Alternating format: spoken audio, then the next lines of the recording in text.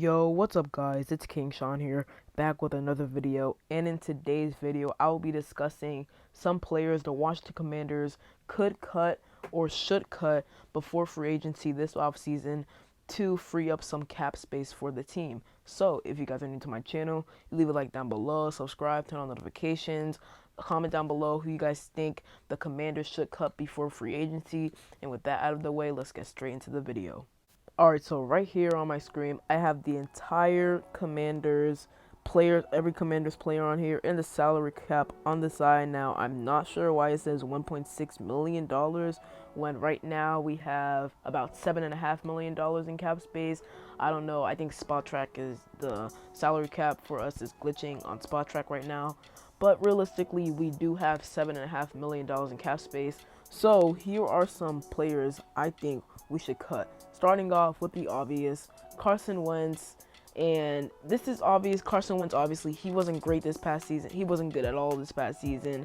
He threw 3 interceptions against the Browns when we needed that win to stay alive in the playoffs. And he folded. Obviously, that was not Ron Rivera's decision to start Carson Wentz, which I don't know why. I personally thought it was a good decision.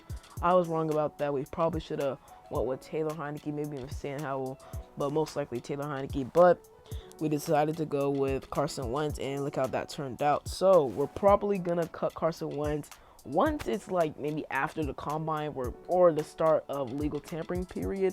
We're going to immediately cut Carson Wentz because not only do we need to move on from him, but also he saves us a lot of cap space. So right now we have $7.5 million, and cutting Carson Wentz would save us $26 million because none of his money in 2023 is guaranteed. So that's 0 dead cap. We'd save $26 million, which is amazing. That $26 million alone would be enough to help us extend Daron Payne, maybe even re-sign Cole Holcomb and a few other players like Cam Sims and them. So that $26 million alone could help us out a lot. So Carson Wentz, that's obvious. It's a must to cut him.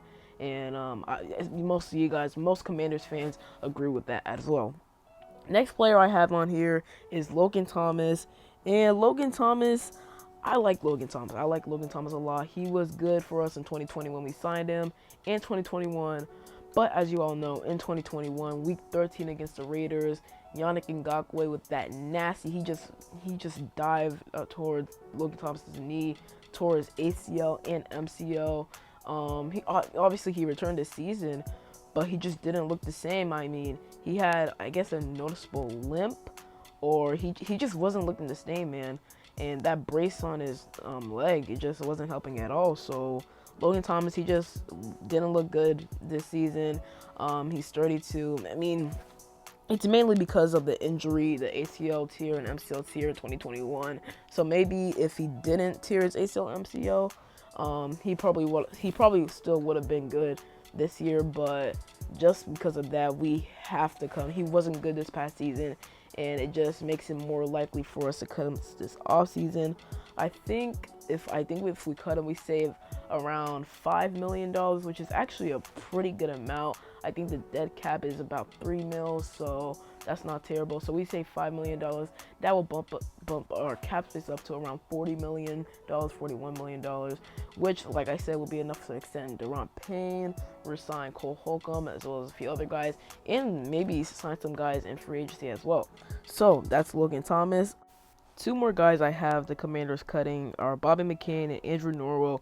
I'll start with Bobby McCain, and with him, I just feel like we have better safeties. We have, obviously, Cam Curl, Derek Forrester, our starters, and Percy Butler. I'm intrigued by him, as well as Jeremy Reeves. He's a good special teams guy, and Percy Butler could one day be a starter for us. So there's really no use for Bobby McCain. I don't mind if we keep him, but I'd rather release him and then maybe sign another safety, like an unknown safety, or maybe draft one instead of bringing Bobby McCain back, because Bobby McCain, he's only getting older. He's 30 right now, so there's really no point of keeping him.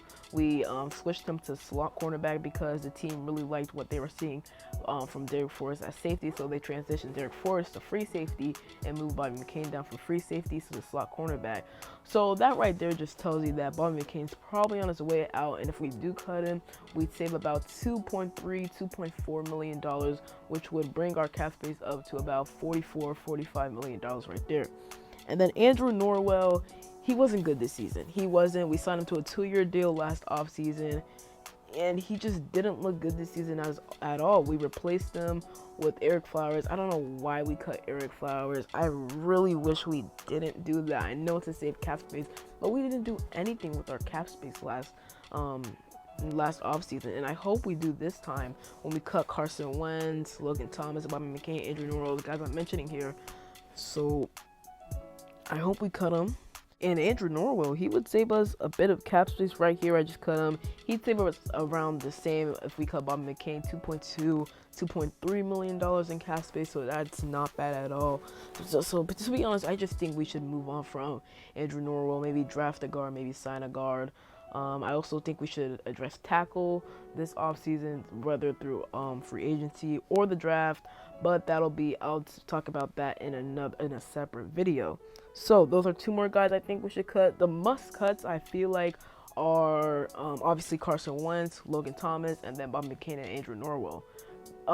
Now moving on to cuts that are 50-50 really. So right here, I only have really one cut that's 50-50 for me, and that is Chase Roullier. Now, as you all know, we extended Chase Roullier in 2020, late 2020 season. Ron Rivera loved what he saw from Chase Roullier throughout the season, so he decided to give him a 3-year, I think $35 million contract. A really good contract for Chase Roullier. But for the past 2 seasons, he has been injured. He's gone injured halfway through the season, so we haven't seen him really play a full season since the 2020 season. So it's really difficult to see if we're gonna keep Chase Roullier or not. I think we will, because say if I cut him right here, we only save about $4 million. The cap, I think the dead cap is about $8 million, so it wouldn't really be smart to cut him. I'd say give Chase Roullier 1 more year, maybe draft a center, or maybe draft or sign a young center. That could be your starting center for the future.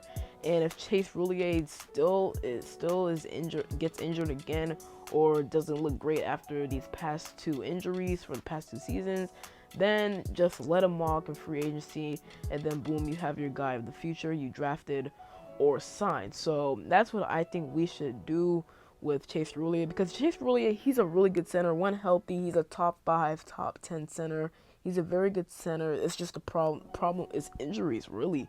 So that's what I think of Chase Roullier. Another guy, Kendall Fuller. Now, I don't think we're going to cut Kendall Fuller at all.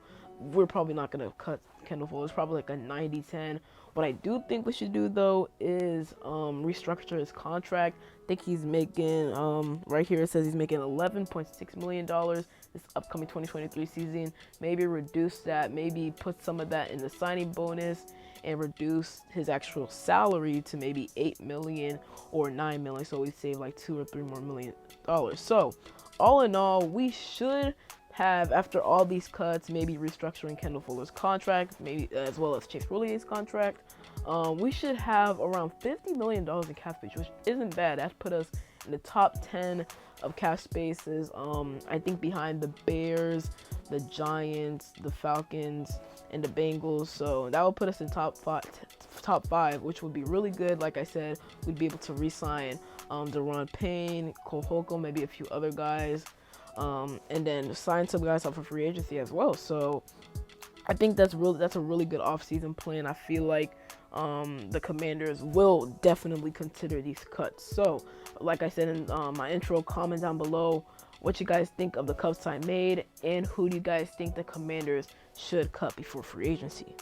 I hope you guys enjoyed today's video. If you did, leave a like down below, subscribe, turn on notifications. Tomorrow I'll be coming out with a video of who the Commanders should re-sign before free agency.